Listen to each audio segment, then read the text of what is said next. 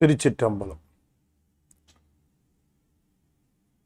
ஆடும் வரிவேல் அணி சேவல் என பாடும் பணியே பணியாய் அருள்வாய் தேடும் கயமா முகனை செருவில் சாடும் தனி யானை சகோதரனே.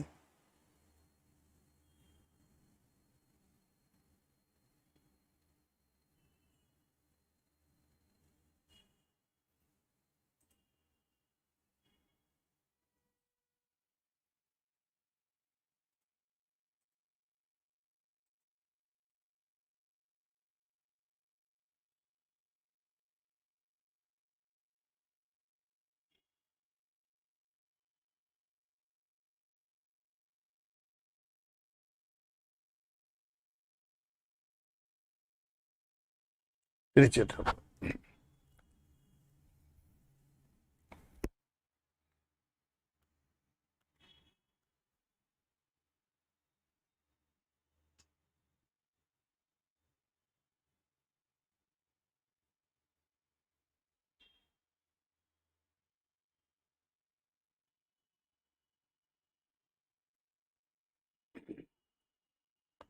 அண்ட சராசரங்களுக்கெல்லாம் அதிபதியாக விளங்கக்கூடிய முருகப்பெருமானுடைய ஒப்பற்ற பெருங்கருணையினாலே சென்னை ஐசிஎஃப் கமலநாத் சத்சங்கம் மிகச் சிறப்பாக நிகழ்த்தி வருகின்ற திருமூலர் அருளி செய்த திருமந்திரத்திலே 9ஆம் தந்திரத்திலே அற்புத கூத்து என்பது பற்றி நாம் தொடர்ந்து சிந்திப்பதற்கு திருவருள் கூட்டியிருக்கிறது. அற்புத கூத்திலே பல நுணுக்கமான செய்திகளை விரிப்பதற்காக எடுத்துக்கொண்டிருக்கிறார். அதில் பொதுவாக பெருமான் செய்கின்ற அந்த கூத்துகள் முழுமையுமே அதில் வருகின்றது. சுந்தர கூத்து என்றும் பொற்பதி கூத்து என்றும் பொன்தில்லை கூத்து என்றெல்லாம் பல்வேறு கூத்துகளை பெருமானுடைய கருணையின் இயக்கங்களாக அவர் விவரித்தார். கூத்து என்பது பெருமான் கருணையினாலே செய்கின்ற இயக்கம். இந்த கருணையை புரிந்து கொள்வது என்பதும் ரொம்ப மிக கடினம்.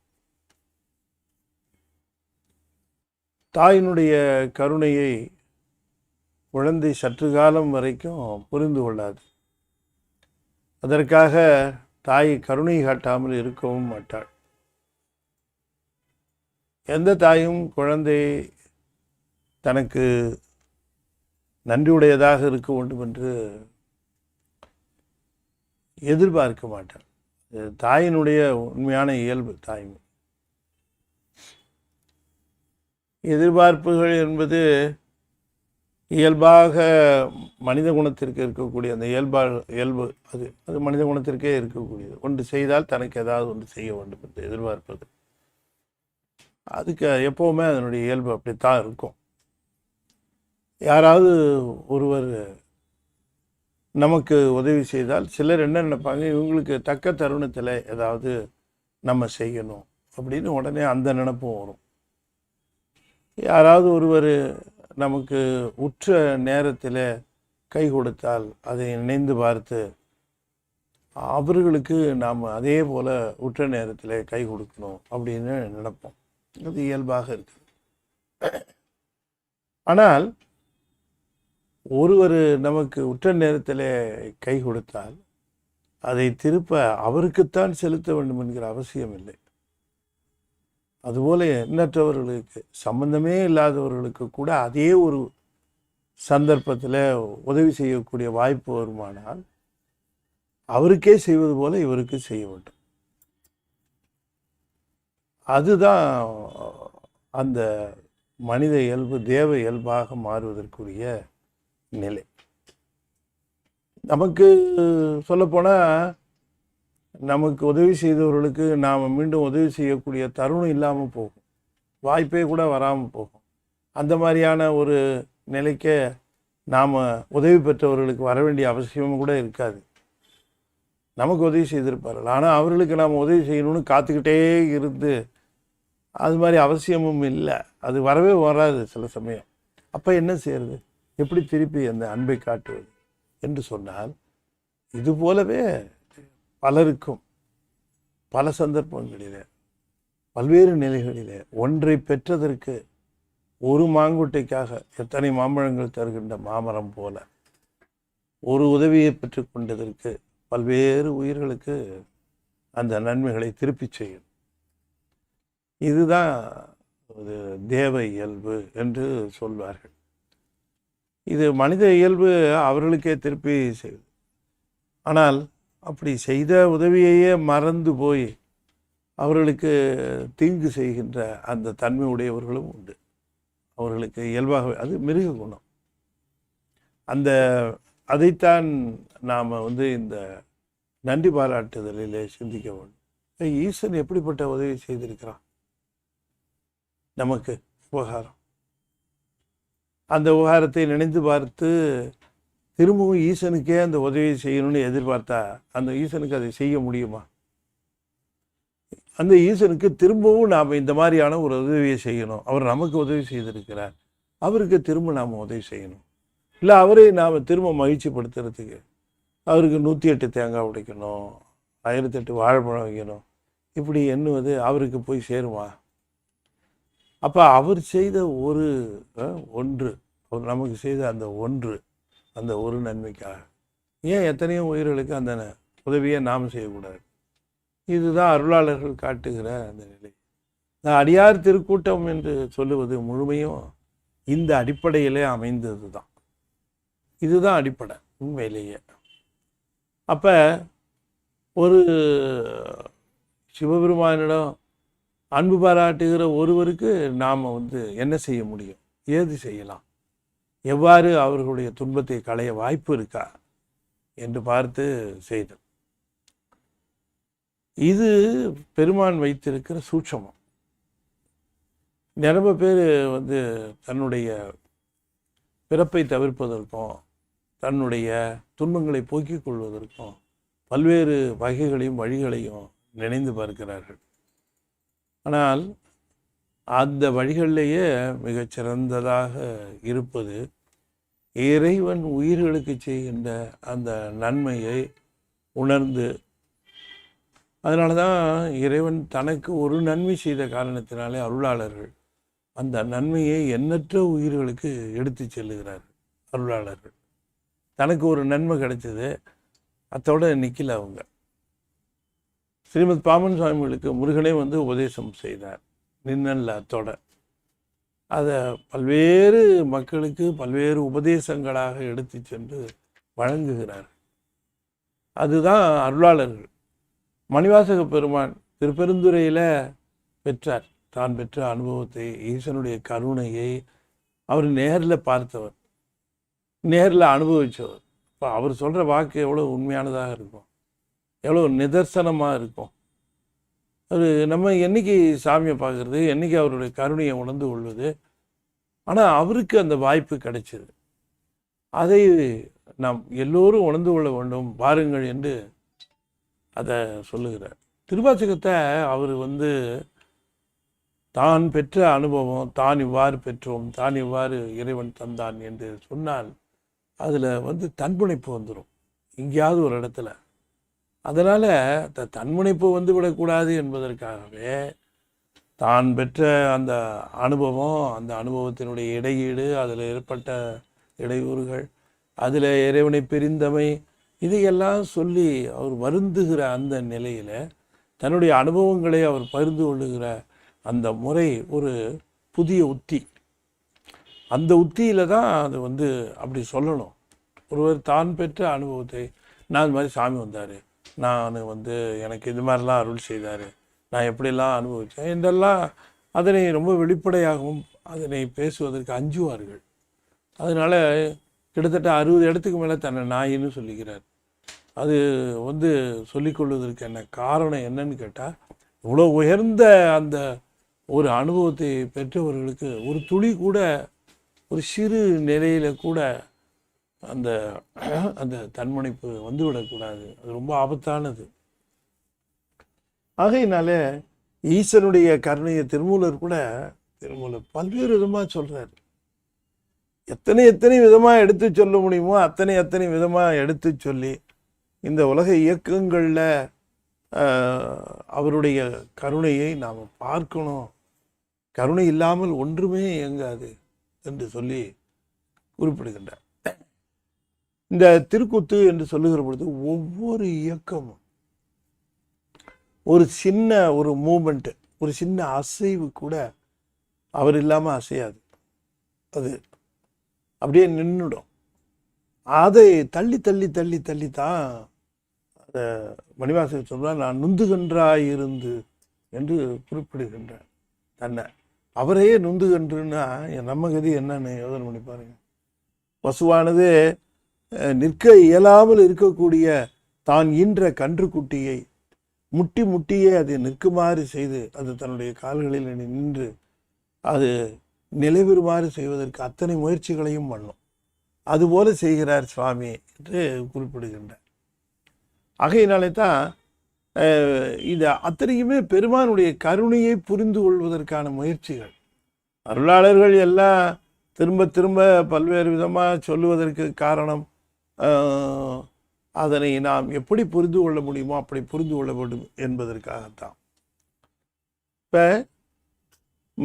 இப்போ ஆன்மாவானது மத்தியாலவத்தையில் இருக்கிற பொழுதும் சகலத்தில் சகலாவத்தையில் மகா சகலம் என்று சொல்லக்கூடிய சகலத்தில் இருக்கிற பொழுதும் எல்லா இயக்கங்களுக்கும் அதுதான் காரணம்.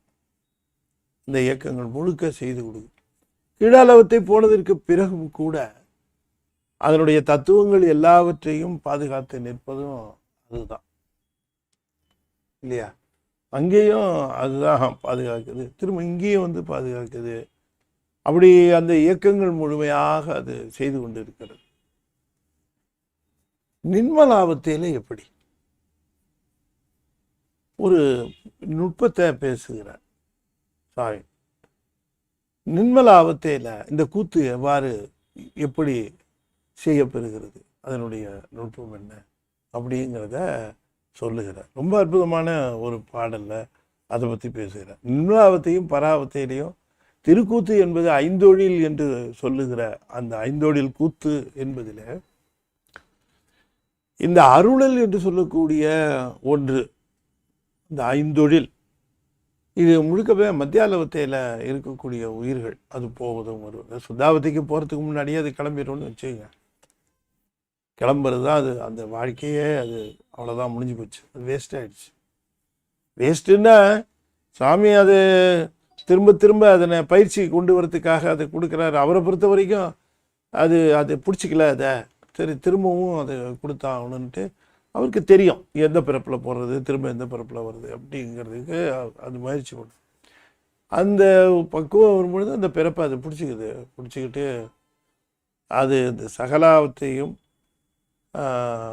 அல்லது மத்தியாலவத்தையும் என்று சொல்லக்கூடிய அந்த அன்றாட வாழ்க்கையில் சகல நிலையில் அது வாழ்கின்ற முறையில் இந்த ஐந்தொழில் கூத்து என்பதை பற்றி அது தெரிந்து கொள்கிறது. ஆனால் இப்போ அது சுத்தாவத்தை என்று சொல்லக்கூடிய நின்மலாவத்தைக்கு போகிற பொழுது நின்மலாவத்தை எப்படி என்று சொல்லுகிற பொழுது அதுக்கு ஒரு பாட்டு சொல்லுகிறார், ரொம்ப அருமையான பாட்டு. அதை கொஞ்சம் நம்ம பார்க்கிற பொழுது அந்த நுட்பம் திரும்ப தெரிகிறது நமக்கு. நின்மலாவத்தையை எத்தெந்த விதமாகலாம் சொல்கிறது. நீங்கள் இந்த 9 பார்த்தீங்கன்னா அங்கே 8 அதை நின்மலாவத்தையை பற்றியெல்லாம் பேசிட்டாரு. ஆனால் திரும்ப நின்மலாவத்தையை சொல்ல வரும்போதெல்லாம் அதுக்கு ஒரு புது டைமென்ஷன் கொடுத்து அது ஒரு புது மாதிரியாகவே அதை ப்ரெசன்ட் பண்ணுவார். அதை முன்னையே சொன்ன நின்மலாவத்தை தான் அதை சொல்லுகிற விதம் பார்த்தீங்கன்னா அதை கையாளுகிற விதம் ரொம்ப ஒரு அற்புதமாக புதுமையாக கையாளுவார். இப்படியும் சொல்லலாமே அதை அப்படின்னு நினைக்கிறது போல் அதை யாராவது சொன்னதே சொல்கிறது திரும்ப அந்த மாதிரி போர் அடிக்கக்கூடாதுல்ல. அது மாதிரி சொல்கிறது திரும்ப அங்கே சொன்னதையே அப்படியே ரிப்பீட் பண்ணால் அது அது அருளாளர்களுக்கெல்லாம் அதெல்லாம் அப்படி ஒரு பெரிய சமாச்சாரம். அதை ஒரு புது பேட்டர்னில் அதை சொல்கிறார். இது யோசிக்கிறோம். அதை சொல்லி இந்த கூத்தை பற்றி சொல்கிறார். அதை நாதத்தின் அந்தமும் நற்போத அந்தமும் வேதத்தின் அந்தமும் மெய்ச்சிவ அந்தமும்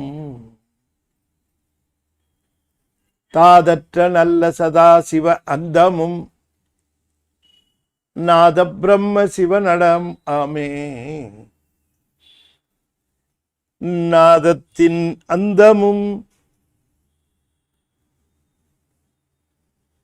நற்போத அந்தமும் வேதத்தின் அந்தமும் மெய்ச்சிவ அந்தமும் நாதத்தின் அந்தமும் நற்போத அந்தமும் வேதத்தின் அந்தமும் மெய்ச்சிவ அந்தமும் தாதற்ற நல்ல சதாசிவ அந்தமும் நாத பிரம்ம சிவ நடமாமே. நாத பிரம்ம சிவ நடமாமே. நாதத்தின் அந்தமும் நற்போத அந்தமும் வேதத்தின் அந்தமும் மெய்ச்சிவ அந்தமும். நிர்மலாவத்தை ஒன்றும் புதுசு இல்லை. அப்படியே அவர் நமக்கு தெளிவாக எடுத்து சொன்ன நிர்மலாவத்தைய இப்படி கொடுக்குறார், இந்த மாதிரி கொடுக்குறார். நிர்மலாவத்தையினுடைய தொடக்கம் என்ன? திரும்ப திரும்ப மத்தியாலவத்தையிலேயே இந்த உலகத்திலேயே பல்வேறு சம்பவங்களால் உழன்று உழன்று உழன்று உழன்று உழன்று ஆன்மாவிற்கு அந்த பிறப்பினுடைய அனுபவங்கள் அதற்கு தர வேண்டிய அந்த உணர்வை அது தரணும். பல்வேறு அனுபவங்களை இன்பம் துன்பம் என்று அது சொல்லுகிற அந்த விளைவுகள் அதற்கு நிகழ்ந்து கொண்டே இருக்கிறது. அந்த மாதிரியாக நிகழ்ந்து கொண்டே இருக்கக்கூடிய அந்த அனுபவங்களில் அது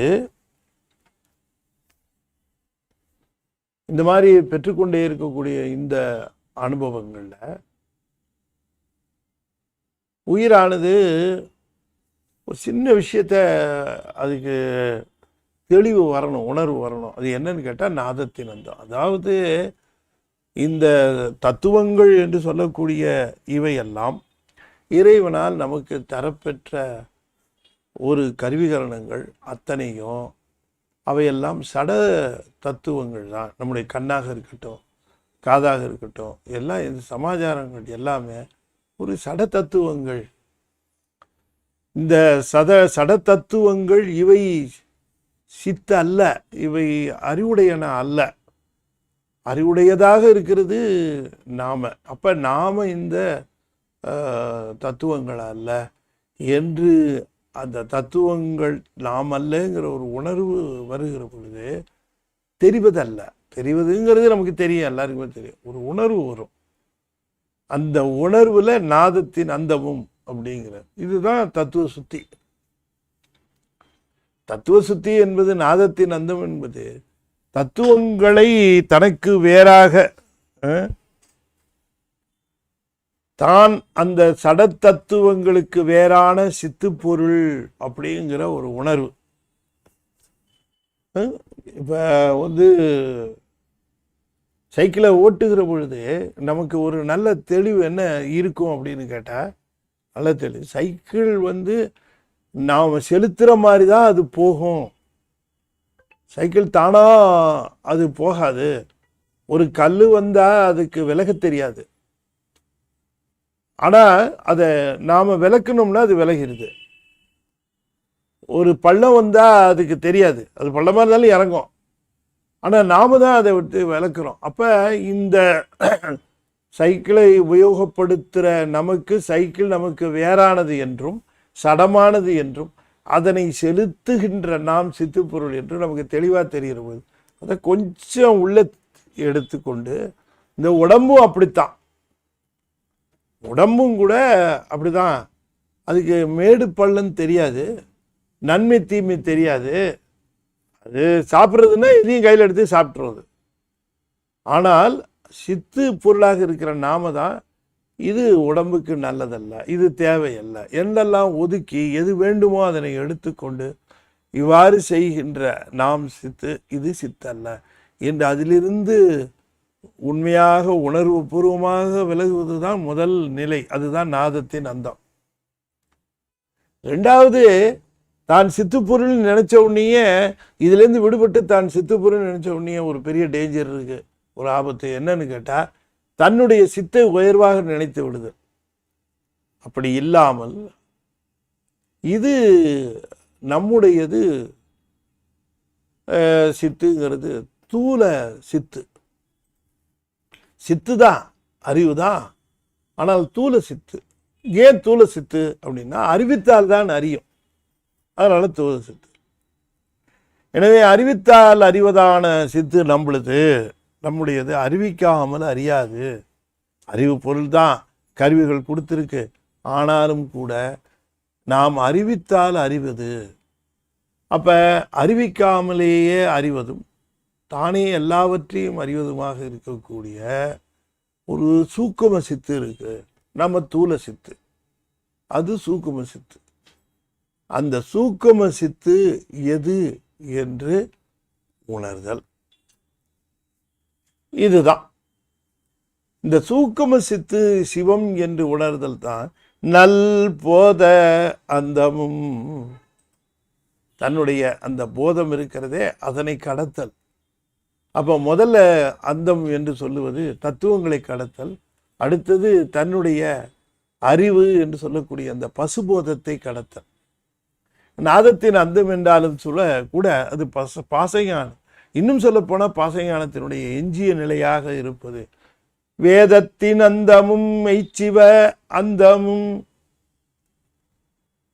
இப்படி நமக்கு இந்த உணர்வுகளை தந்தது வேதம், ஆகமம். மெய்ச்சிவம் என்பது ஆகமம். மெய் சிவத்தை தரக்கூடிய நூல்கள் அது ஆகமம். ஸோ வேத ஆகமங்கள் என்பவை எல்லாமே பாசஞானம்தான்.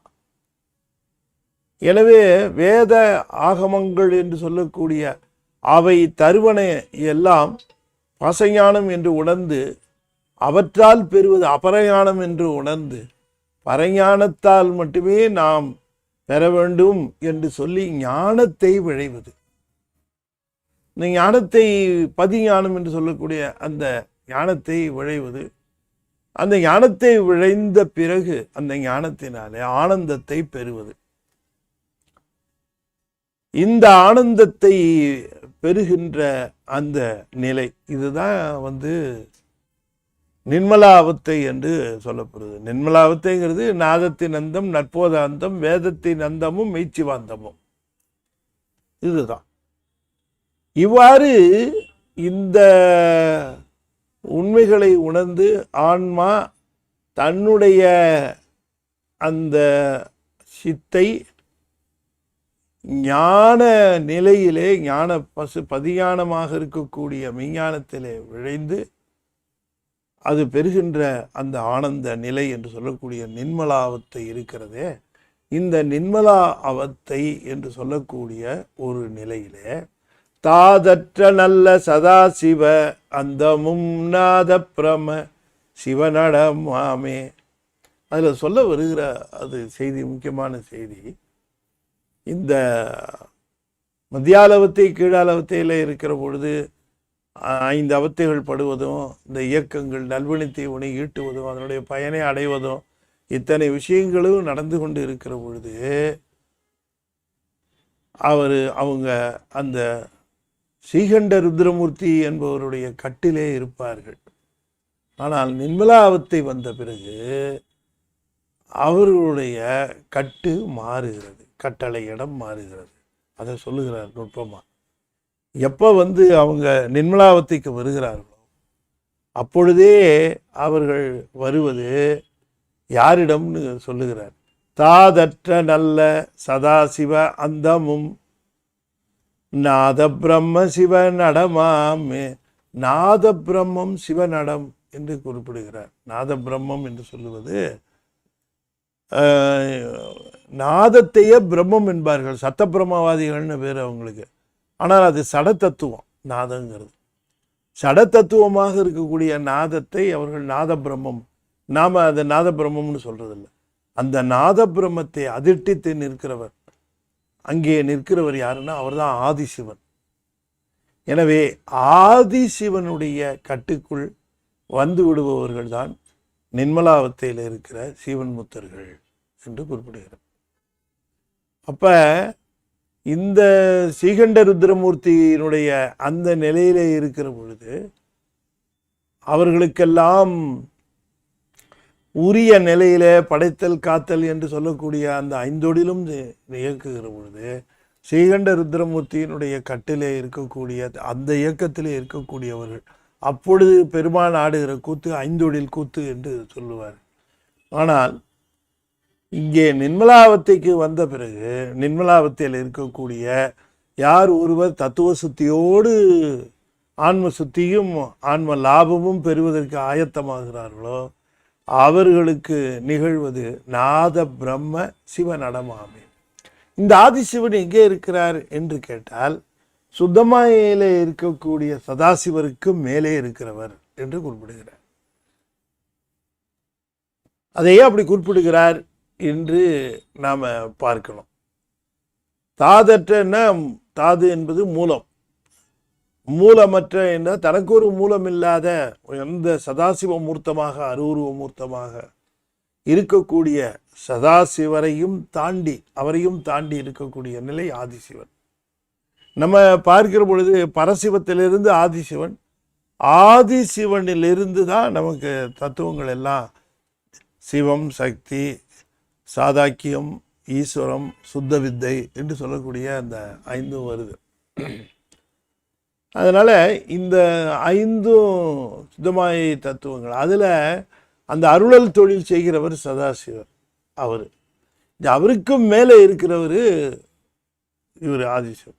எனவே சதாசிவர் அருளல் தொழில் செய்கின்றவர் என்று சொல்லுகிற பொழுது சதாசிவர் சுதமாயில் இருக்கிறவர்களுக்கெல்லாம் அருளல் தொழில் செய்கின்றவர்.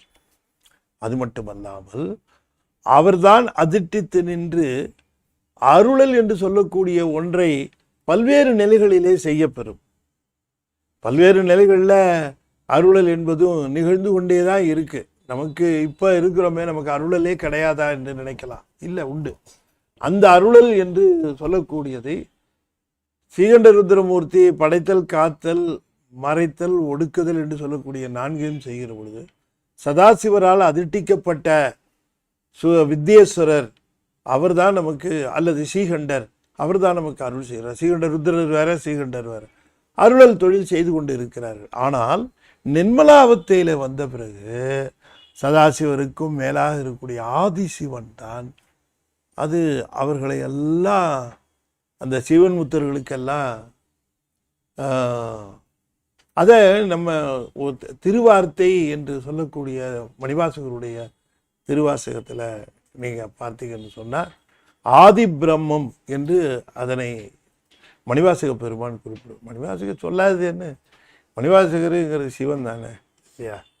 அது மணிவாசகர் அதனை அங்கே குறிப்பிடுவார். அவங்களாம் படிச்சுட்டு எழுதினவங்க இல்லை, படிச்சுட்டு எழுதினவங்க இல்லை, கற்றுக்கிட்டு எழுதினவங்க இல்லையா? அவங்கெல்லாம் இந்த சிவானுபவத்தில் வர எல்லாம் டேலி ஆகும்.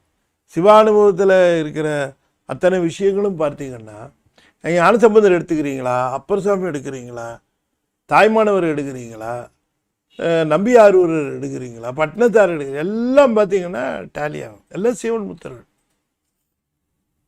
அவரவர்களுக்கு அந்த முறையில் இடம் கொடுக்குது பாருங்க தமிழ். அது என்ன உயர்வுன்னு பாருங்க அந்த தமிழ். அதுதான் அந்த தமிழுடைய சிறப்பு. என்னன்னு கேட்டால் அவரவர்களுக்குரிய அனுபவங்களை அவரவர்களுக்குரிய முறையில் வெளிப்படுத்துவதற்குரிய மிகச்சிறந்த சாதனமாக தமிழ் விளங்கு. மணிவாசகர்னு சொல்லுகிறார். அந்த திருவார்த்தை என்று சொல்லக்கூடிய அதிலே ஆதி பிரம்மம் வெளிப்படுத்த அருளறிவார் எம்பிரான் ஆவாரே என்று குறிப்பிடுகின்றார். அது இந்த அற்புதம்தான். போதலர் சோலை பெருந்துரையம் புண்ணியன் மண்ணிடை வந்திழிந்து ஆதி பிரம்மம், அது ஆதிசிவன் தான். வந்தது மண்ணிடை வந்தது யாருன்னு கேட்டா ஆதிசிவன். ஆதிசிவன் யாருன்னா பரசிவன்ல இருந்து வந்தவர்.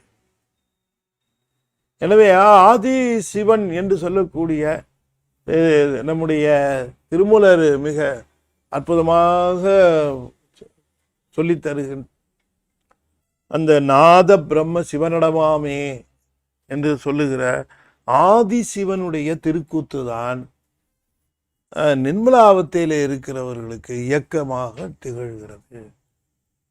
இல்லைன்னா கஷ்டம்.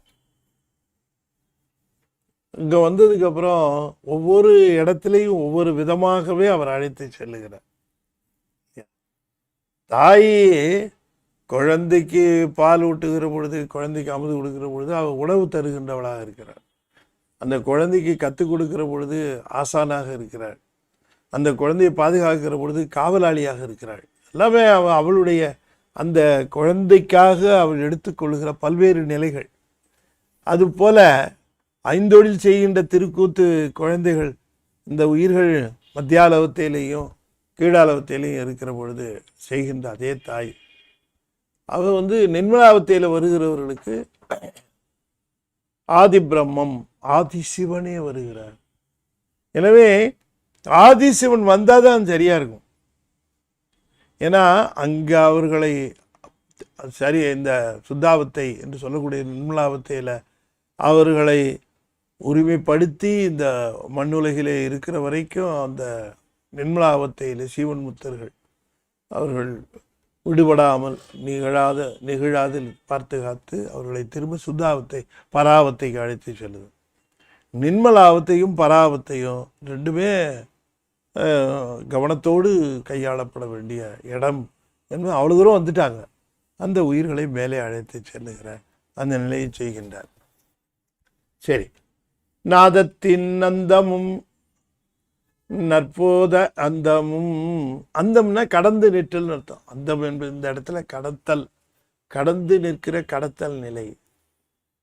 நாதத்தின் அந்தமும் நற்போத அந்தமும் வேதத்தின் அந்தமும், இதெல்லாம் அபர ஞானம்.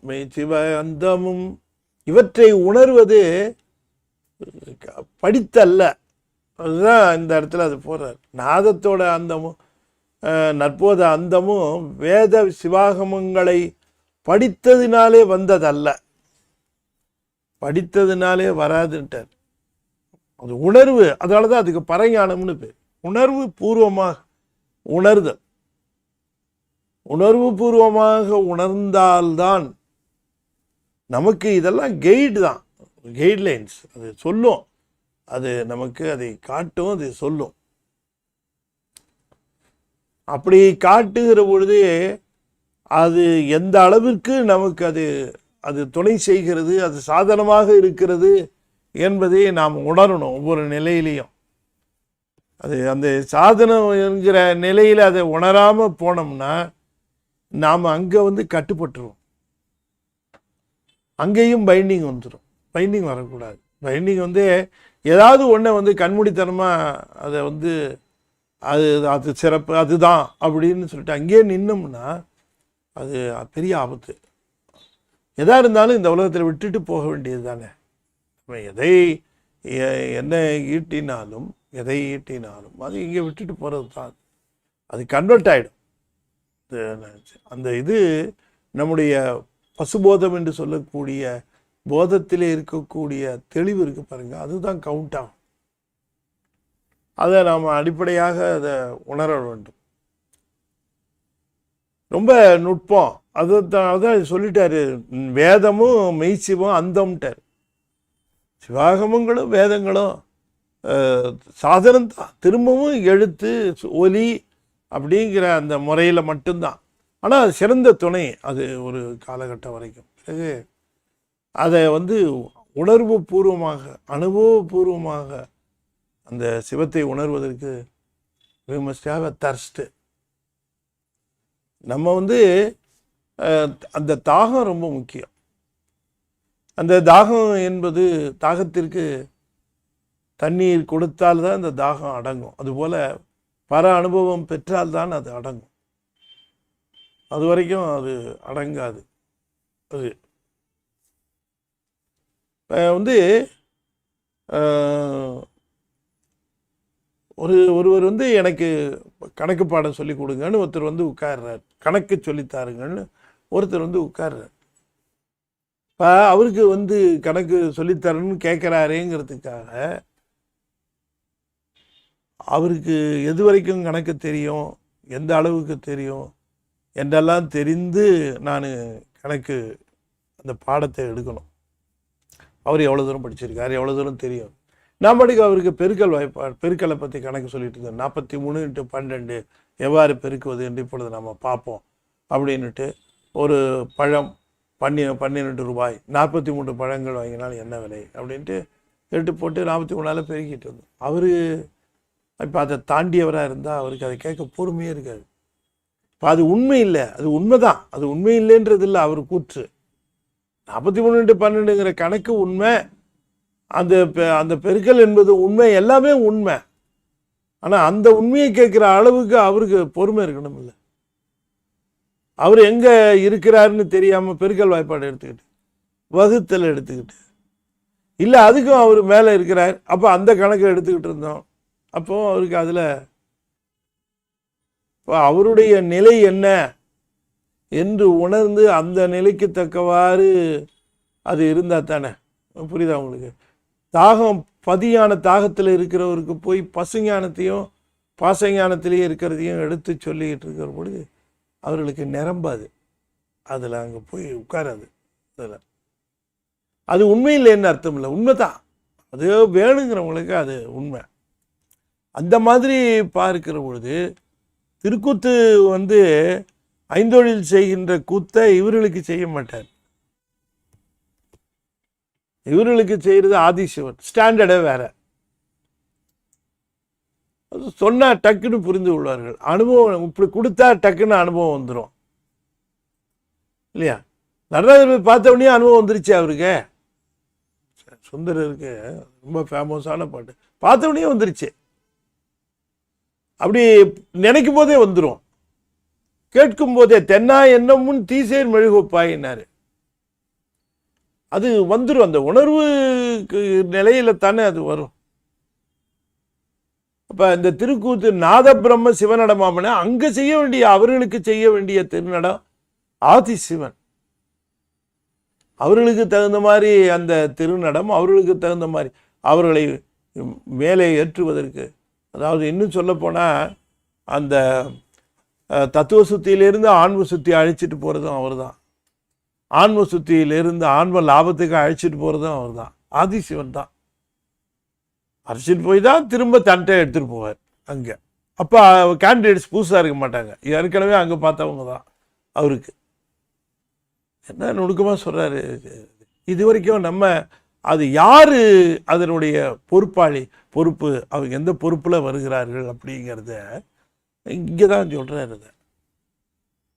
அது வந்து கீழே வரைக்கும் அருள் தந்த சதாசிவம், இங்கே வந்து ஆதிசிவன் பொறுப்பில் அவர்கள் போய்விடுவார்கள். அதே நாத பிரம்மங்கிறார். நாத பிரம்மங்கிற பேர் ஆதிசிவனுக்கு குறித்து.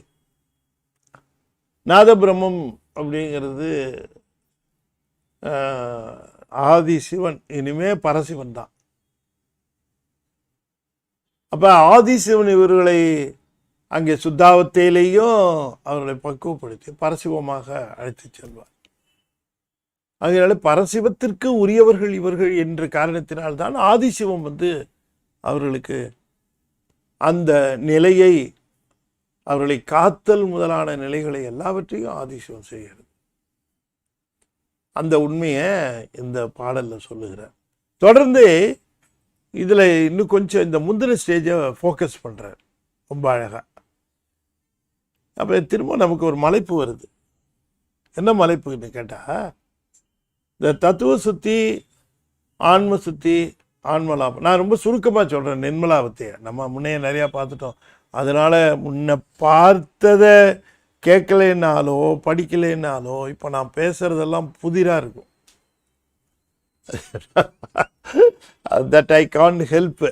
அது வந்து என்னால் முடியாது. அது முன்னையே அதை கேட்டிருந்தாலும் தான் இதை கோஜென்ட்டாக இதில் ஃபிட்டினா முடியும். அப்படி தானே வச்சுருக்காரு. அங்கெல்லாம் தெரிஞ்சிட்டு இருக்கோங்க நினச்சிக்கிட்டு இங்கே வைக்கிறாரு அவர்.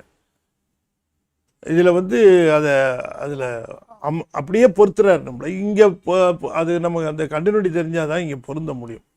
அதனால் ஏற்கனவே கேட்டு 7 8 எல்லாம் கேட்டுட்டு 9 கேட்குறது தான் பெஸ்ட்டு.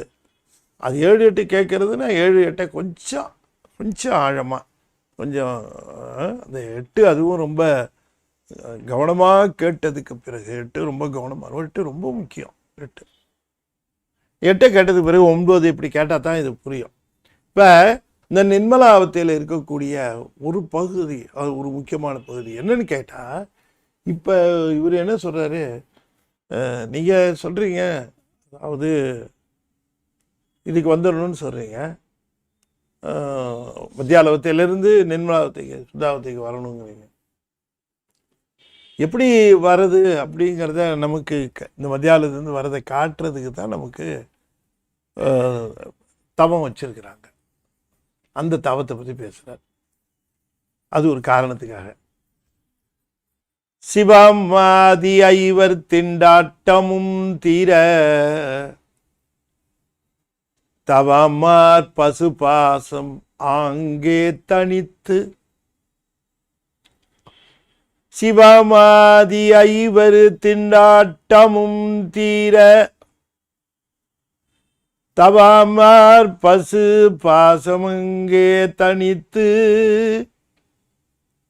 தவமாம் பரனெங்கும் தானாகி ஆடும் தவமாம் சிவானந்தத்தோர் ஞான கூத்தே தவமாம் பரன் எங்கும் தானாகி ஆடும் தவமாம் சிவானந்தத்தோர் ஞான கூத்தே. ஞான கூத்து. அப்போ முந்திரபாடல சொன்னது ஆனந்த கூத்து. ஆனந்தத்துக்கு முன்னால நிகழ்வது ஞானம். ஞானக்கூத்து. நான் ஜீனியஸ் திருமூலர். அதாவது படிக்கிறவர்கள் அந்த வரிசையில் தர்மியாதீனத்துக்கு நாம் ரொம்ப கடன்பட்டவர். ஏன்னா இந்த வரிசையெல்லாம் ரொம்ப பெரிய ஆய்வு செய்து இந்த பாடல்களை அந்த வரிசையில் கோத்திருக்கிறார்கள். முன்ன பின்னெல்லாம் கடந்து சிதறி அது தர்மியாதீனம், அருணை வடிவேலர் ஐயா இவங்கெல்லாம் அந்த பாடல்களினுடைய வரிசை இப்படித்தான் இருக்க முடியும், இப்படித்தான் அமைக்க முடியும்னு ரொம்ப சிறப்பாக அமைத்திருக்கிறார்கள். அந்த வரிசை அந்த பொருள் தெரியலன்னா, பொருள் கோஜன்சி வரலைன்னா பாட்டு முன்ன பின்ன எல்லாம் போய் உட்காரும். ஏதாவது ஒரு பாட்டு தானேன்னு நம்ம நினைச்சிடக்கூடாது. இப்ப சொல்றாரு, சிவமாதி ஐவர் திண்டாட்டமும் தீர தவமார் பசுபாசம் அங்கே தனித்து தவமார் பசு பாசம் ஆங்கே தனித்து. தவமார் பசுனுடைய தவம் என்ன அப்படின்னு கேட்டால் சரியை கிரியை யோகம், அவ்வளோதான். ஆனால் நமக்கு தவங்கிறது அதுதான், வேற எதுவுமே தவம் இல்லை. இங்கே தவங்கிறது சிவபூசை. சிவபூசையை தொண்டு செஞ்சு செய்ய போறியா, இல்லை சிவனை நிறுவி எண்ணத்தை முழுக்க அவருக்கே கொடுத்து அகம் முழுக்க அன்புமயமாக இருந்து செய்ய போறியா, இல்லை உலகத்திலிருந்து விடுபட்டு நின்று அகத்தை முழுமையாக யோக நிலையிலே நிறுத்தப் போகிறியா, இல்லை எல்லாமே அறிவுமயமாக கண்டு ஞானமயமாக கண்டு சிவமயமாக கண்டு நிற்க. எல்லாமே சிவபூசை. சிவபூசைன்னா ஏதோ உட்கார்ந்து பண்ணுகிறது தான் சிவபூசை. தொண்டு செஞ்சால் சிவபூசை இல்லையா? நீ யோசனை பண்ணுங்க, எங்கே சிவபூஜை பண்ணார் திருக்குறிப்பு தொண்டர்? இந்த சாக்கிய நாயனார் என்ன சிவபூஜை பண்ணார்? சிவபூஜைங்கிறது அதெல்லாம் எப்படின்னு கேட்டால், அதனால தான் அந்த 4மே சரியை கிரியை யோகம் ஞானம் 4மே சிவபூசை தான். அதனால தான் ஞானத்தை எழிலார் ஞான பூசை, கேட்டல் சிந்தித்தல் தெளிதல் ஒன்றுபடுதல் நிட்டைங்கிறது எழிலார் ஞான பூசைனாரு. அது ஞான பூசை தான். அதுவும் சிவபூசைன்னா ஏதோ நாம் வந்து ஒரு கன்ஃபைண்டாக ஒரே இதை நினைக்கக்கூடாது. அதனால தான் தவமார் பசு, தவமார் பசு, இப்படி தவத்திலே ஊறி கிடக்கின்ற பசு, இதுதான் மத்தியாலவத்தையில் செய்ய வேண்டியது. அப்ப என்ன நிகழும்? தவமார் பசு, பசுங்கிறது பசுவு நின்றும், பசுவிடம் இருந்து அப்படின்னு அங்க சேர்த்துக்கணும். தவமார் பசு, பசுவிடமிருந்து பாசம் அங்கே தனித்து, இது அங்க தவம் செய்ய செய்ய இதனுடைய பாசம் விலகி தனித்து விடப்படும். அது இயல்பாகவே இந்த சிவநெறியில சொல்லப்படுகிற தவத்தை சிவநெறியில் சொல்லப்படுமாறு நிற்கிறவர்களுக்கு ரொம்ப முக்கியம். சிவநெறியில் சொல்லப்படுமாறு நிற்கிறவர்களுக்கு அங்கே இந்த பாசமானது தனித்து விடப்படும். கொஞ்சம் கொஞ்சமா அதிலிருந்து விடுபட்டு பர்சிபிடேட் ஆகும். அதிலிருந்து விடுபட்டு பசு தனித்து நிற்கும். தவமார் பசு பாசம் அங்கே தனித்து, பசவம் தவமார் பசுவினிடமென்று பாசம் அங்கே தனித்து விடப்பட்டு, தனித்து நீக்கப்பட்டு, தனித்து விடப்படுவதால், அதை முதல்ல போட்டுக்கணும். அடுத்தது ரெண்டாவது வரியா வரியை போட்டுக்கணும். ரெண்டாவது வரியை முதல் வரியா போடணும். பசுவிடமிருந்து அது செய்கின்ற சரியை கிரியை யோகம் ஞானம் என்று சொல்லக்கூடிய ஊன்றிய தவத்தினாலே அதனுடைய பாசமெல்லாம் தனித்து விடப்பட்ட உடனேயே சிவமாதி ஐவர் திண்டாட்டமும் தீர. சிவமாதி ஐவருங்கிறது சுத்தமாயையில் இருக்கக்கூடிய 5 பேர். அவங்க தான் கீ. என்னதான் நீங்கள் ஆன்ம தத்துவம், என்னதான் வித்யா தத்துவம், புருட தத்துவம் அத்தனையும் நீங்கள் சொன்னாலும் அத்தனையும் செலுத்துவது சுத்தமாய தத்துவங்கள். அதுதான் வெளியிலிருந்து அந்த புருட தத்துவத்தை செலுத்தி புருடனானது வெளியிலிருந்து பெறுகிற அனுபவங்களை வாங்கி கொண்டு வருவதற்கு தகுந்தவாறு வைத்திருக்கிறது. அதுதான் நமக்கு தெரியும், அதெல்லாம் பார்த்தோம். ஒரு ஆன்மா என்று சொன்னால் அதற்கு வித்யா தத்துவங்களினுடைய அதனுடைய அசோசியேஷன், ஆன்ம தத்துவங்களுடைய அசோசியேஷன் ரெண்டுமே க்ளோஸ் ப்ராக்சிமிட்டி, அதை விட்டு பிரியாமல் இருக்கும். ஆனால் சிவத்தத்துவம் அதை விட்டு பிரிந்த நிலை என்று சொன்னாலும் கண்ட்ரோல் இருக்கும் அந்த மாதிரி நிலைகளில். அதனால தான் நமக்கு சிவத்தத்துவங்கள் நமக்கு தத்துவங்களாக கணக்கிடப்படாட்டாலும் புருட தத்துவங்களில் இருக்கக்கூடிய பஞ்சகஞ்சுகம் இருக்கு இல்லையா, புருடம், அஞ்சையும் செலுத்துவது இந்த 5 பேர் தான். அதனால தான் சிவமாதி ஐவர் அவர்கள் என்ன செய்கிறார்கள்? இந்த ஆன்மாவை செலுத்தி கொண்டே இருக்கிறார்கள். புருட தத்துவத்தை அவர்கள் செலுத்துவது இது இப்படி உலக அனுபவம் பெற்று வினைகளை ஈட்டி இன்ப துன்பம் பெற்று இதனுடைய அறிவு பக்குவம் வர வர வர வர அவர்கள் அந்த அனுபவங்களை ஊட்டிக்கொண்டே இருக்கிறார்கள். அதை செய்து கொண்டே அவர்கள் இருப்பார்கள். அது எதுவரைக்கும் நிகழும் என்று கண்டால் இந்த ஆணவ மலமானது தனித்து விடப்படுகிற வரைக்கும் அது நிகழும். பிறகு ஐவர் திண்டாட்டமும் தீர என்று சொன்னால் அவர்களுடைய அந்த உந்துதலினாலே இது பெறுகின்ற அனுபவ இன்ப துன்பங்கள், இன்பமே கிடையாது, எல்லாம் துன்பம்தான். அது இன்பம் போல நாம் நினைத்து கொள்ளுகிறோம். எனவே அந்த துன்பங்கள் முழுவதும் நீங்குகிற வரைக்கும் இந்த ஐவரும் அதை செய்வார்கள். எனவே சுத்தமாய ஐவராக இருக்கக்கூடிய சிவமாதி ஐவர் அவர்களுடைய அந்த திண்டாட்டமும் தீர என்று சொன்னால் அது அந்த நோய் நீக்கம் வரைக்கும் அவருடைய அந்த ஆக்ஷன் இருக்கும். நீங்கிடுச்சுன்னா டக்குன்னு நின்றுடும். அப்போ என்ன ஆகும் அப்படின்னு கேட்கிற பொழுது அவர்களுக்கு இப்பொழுது ஞானம் விளையும். ஆனந்தம் வருவதற்குரிய ஞானம் பதிஞானம் விளைய வேண்டும். இப்பத்தான் பதிஞானம் வரும். அதாவது அந்த பாசம் தனித்து விடப்படுகிற பொழுது 5 பேரும் ஆக்ஷன் நின்று போகணும். திரும்பவும் சொல்லுகிறேன், இந்த 5 பேருடைய ஆக்ஷனும் அவர்களுடைய ஆட்சி நின்னுணும். அவர்களுடைய ஆட்சி நல்லதுக்குத்தான். அந்த ஆன்மா அந்த புருட தத்துவத்தில் இயங்கி அது இன்ப துன்ப அனுபவத்தை பெற்று அது பக்குவம் பெறுவதற்காக நடக்கிறது தான். அது நிகழ்ந்து கொண்டே இருக்கு. அது பக்குவம் பெற்றுடுச்சு. இப்ப அதுக்கு பாசம் தனித்து விடப்பட்டது. இந்த நிலையில ஆன்மாவை இந்த 5 பேருடைய கண்ட்ரோல்ல இருந்து எடுத்து கொண்டு விடுவார் ஆதிசிவன்.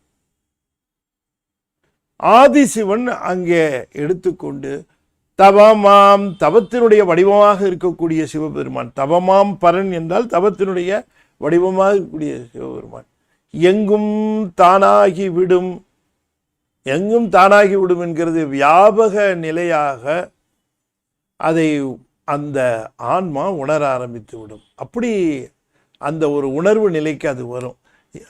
தவமாம் பரனெங்கும் தானாகி விடும். தானாகி விடுகின்ற அந்த நிலையிலே அது ஆடும், திருக்கூத்து நிகழ்த்தும். அப்ப ஞானம் வந்தவர்களுக்கு எல்லாம் சிவமாக தோன்றுவது எவ்வாறுன்னா, எங்கும் சிவனுடைய கூத்து நிகழ்வதனால். எங்கும் சிதம்பரம், எங்கும் திருநட்டம் யாருக்கு? இவர்களுக்கு. அப்ப எங்கும் தானாகி ஆடும்.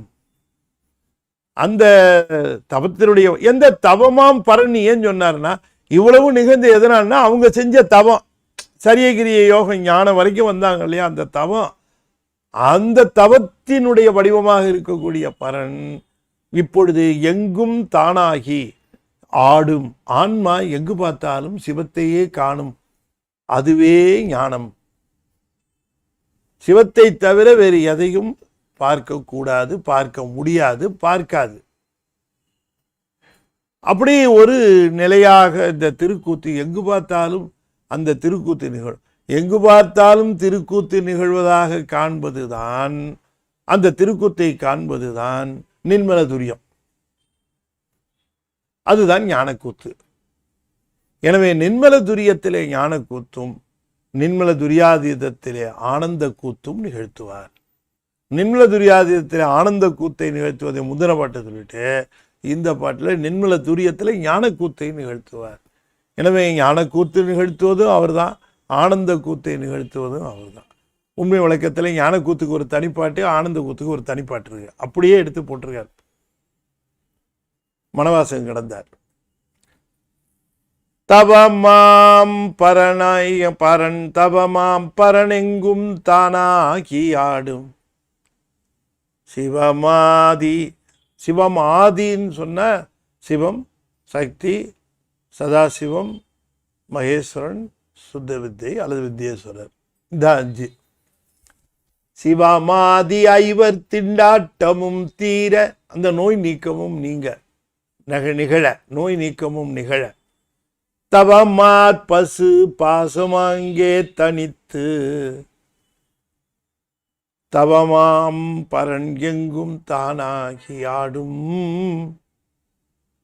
தவமாம் சிவானந்தத்து ஓர் ஞானக்கூத்தே, சிவானந்தம் தருவதற்காக அடுத்த நிலைக்கு எடுத்து செல்லுகின்ற ஞானக்கூத்து. ஞானக்கூத்து நிகழாமல் ஆனந்த கூத்து இல்லை. இந்த ஞானக்கூத்து நிகழ்வதனாலே நிகழ்வதுதான் ஆனந்த கூத்து. இந்த ஆனந்த கூத்தும் ஞானக்கூத்தும், ஞானக்கூத்தாலே ஆனந்த கூத்து, ஞானக்கூத்தாலே நிகழ்வது ஆனந்த கூத்து, இரண்டையும் சேர்த்து சொல்லுகிற பொழுது அதற்கு அற்புத கூத்துன்னு பேர். அவ்வளவுதான். அதை பிரிச்சு காட்டுகிறார் இங்கே. தவமாம் சிவானந்தத்து, சமமாம் சிவானந்தத்து, இந்த தவத்தினுடைய பயன் அல்லவா. அதனால நீங்க சரியையில் நில்லுங்க, கிரியையில் நில்லுங்க, அது நெவர் கோஸ் டு வேஸ்ட். நீங்க கூடிய மட்டும் அந்த தொண்டில் நில்லுங்க, தவத்தில் நில்லுங்க. அந்த தவங்கிறது வீணா போகாது. எது நீங்க மித்த என்ன செஞ்சிருந்தாலும் அது சொல்ல முடியாது. ஆனால் தவம் என்று சொல்லக்கூடிய இதில் சரியை கிரியை யோக ஞானம் சிவசம்பந்தமாக நீங்கள் செய்திருந்தால் அதுவே தவம். அப்படிப்பட்ட தவமாம் சிவானந்தத்து, தவத்தால் விளைகின்ற இந்த ஞானத்தின் பயனாக சிவானந்தம் விளையும். ஆகவே இந்த ஞானத்தையும் ஆனந்தத்தையும் பெறுவதற்காக இந்த உயிர்களுக்கு பல்வேறு விதமாக இறைவன் அருள் செய்கிற நலம்தான் திருக்கூத்து. தவமாம் சிவானந்தத்து, அந்த சிவானந்தத்தோர் அது சிவானந்தத்தோர்க்கு, அது கீழே சேர்த்துக்கணும், 4ஆம் உருவு சேர்த்துக்கணும். தவத்தினாலே சிவானந்தத்தை பெற தகுதி உடையவர்களுக்கு, அப்படி தவத்தினாலே சிவானந்தத்தை பெற தகுதி உடையவர்களுக்கு அது ஓர் ஞானக்கூத்தே, அது ஓர் ஞானக்கூத்து, அதுன்னு சேர்த்துக்கணுங்க. அது ஞானக்கூத்தே, சிவானந்தத்தோர்க்கு அது ஞானக்கூத்தே, சிவானந்தத்தோர்க்கு அது சிவானந்தத்தை பயனாக பெறக்கூடியவர்களுக்கு இது ஞானக்கூத்தே என்று குறிப்பிடுகின்றார். தவமாம் பரனெங்கும் தானாகி ஆடும் சிவமாதி ஐவர் திண்டாட்டமும் தீர. திண்டாட்டம்ங்கிறது துன்பங்கள் அவர்கள் நீக்குவதற்காக ஐவரும் முயற்சி செய்து நீக்குவதற்காக இருக்கக்கூடிய அந்த துன்பங்கள் நீங்க தீர அப்படின்னு அர்த்தம். திண்டாட்டம். சிவமாதி ஐவரும் துன்பம் தரார்கள்னு சொல்லக்கூடாது. சிவமாதி ஐவரும் அந்த துன்பத்தை தருவது போல் இருந்தாலும் துன்பம் நீக்குவதற்காக, நோய் நீங்குவதற்காக மருந்து தருவது போலவும் மற்றவை செய்வது போலவும் அவர்கள் செய்து கொண்டிருக்கக்கூடிய அவையெல்லாம் நீங்க. சிவமாதி ஐவர் திண்டாட்டமும் தீர தவமார் பசு பாசம் அங்கே தனித்து தவமாம் பரனெங்கும் தானாகி ஆடும் தவமாம் சிவானந்தத்தோர்க்கு ஞானக்கூத்தே. தவமாம் எங்கும் தானாகி ஆடுவதற்கே அது சிவானந்தத்தை பெறக்கூடியவர்களுக்கு அது ஞானக்கூத்து. அவர்கள் எங்கும் சிவம். அவர்கள் இப்போ தாய்மானவர் சொன்னார் பாருங்க, பண்ணேன் உனக்கான ஒரு பூசை பாவித்திடில் இறஞ்சி ஆங்கே பார்க்கின்ற மலரோடு நீயே இருத்தி அப்பணி மலர் எடுக்க மனமும் நன்னேன் அப்படின்னா அங்கேயே சிவத்தை பார்க்குறாரு. பூசை இங்கே தனியாக போய் பண்ணணுமா? இதுதான் பூசை. மலரை சிவமாக பார்த்துட்டா போச்சு, அவ்வளோதான், முடிஞ்சு போச்சு. அதுதானே சிவம். அது எங்கும் தானாகி ஆடும். அங்கேயே ஆடுது. அது அதை ஆய்மானவர் பார்க்கிறாரா இங்கே அந்த திருக்கூத்து. அப்போ அவர் எல்லா இடங்களிலும் அந்த திருக்கூத்தை எங்கும் தானாகி ஆடும் அவர்களுக்கு. யாருக்கு? சிவானந்தத்தோர்க்கு அது ஞானக்கூத்து. தவமாம் பரனெங்கும் தானாகி ஆடும் தவமாம் சிவானந்தோர்க்கு அது ஞானக்கூத்தே என்று சொல்லி இந்த அளவிலே இன்றைய தினம் இந்த இரு பாடல்களுக்கான விளக்கத்தை நிறைவு செய்யும் முகமாக 5 எழுத்தை 5 முறை ஓதுவேன். அன்பர்கள் தொடர்ந்து ஓத வேண்டும் என்று திருப்படி பணிந்து வேண்டிக் கொள்வேன். ஓ நம சிவாய, ஓ நம சிவாய, ஓ நம சிவாய, ஓ நம சிவாய, ஓ நம சிவாய. திருச்சிற்றம்பலம். அன்பர்களே, ஞானத்திரள் பத்திரிகைக்கு உங்களுடைய நல்ல ஆதரவு வேணும். நிறைய சேர்த்து விடுங்க. நல்ல ஆதரவு வேணும்னா எங்கள் ஆதரவு எப்பொழுது உண்டு அப்படின்னு நீங்கள் சொல்கிறது தெரியுது. ஆனால் ஆதரவு எப்படி காட்டுறது? ஒரு 5 பேரையாவது சேர்த்து விடணும். இத்தனை பேர் இருக்கிறோம், ஆளுக்கு ஒரு 5 பேர் சேர்த்தா நல்லா இந்த திருமுறையை பரப்புறதுக்கு இதை விட நாம் என்ன தொண்டு செய்ய முடியும்? அவங்க அதை படிப்பாங்க. படிக்கிறது இவங்க குறைச்சா அது நமக்கு அந்த ஆர்வத்தை தூண்டுறதுக்காக நாங்கள் அதில் நிறையா இன்னும் பண்ணியிருக்கோம். கதை அது நீங்கள் சப்ஸ்கிரைபர் நிறையா சேர்த்தா தான் கொஞ்சம் சிறப்பாக இருக்கும். நம்ம விளம்பரம்லாம் நம்பியில்லை, விளம்பரமும் தேவையில்லை. இதுதான் வேணும்.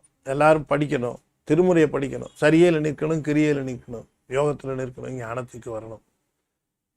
எல்லாரும் சிவனை முழு முதல் பொருளாக உணர்ந்து பிறவி பயனை பெற்று மீட்டு வாரா நீதி, அதுதான் முக்கியம். அதை பெறணும் என்று சொல்லி இந்த அளவில் இதனை நிறைவு செய்து மீண்டும் சந்திப்போம் என்று கூறி விடைபெறுகிறேன். நன்றி, வணக்கம். திருச்சிற்றம்பலம். தென்னாடுடைய சிவனையை போற்றி, எந்நாட்டவர்க்கும் இறைவா போற்றி. வெற்றிவேல் முருகனுக்கு அரோகரா. திருச்சிற்றம்பலம்.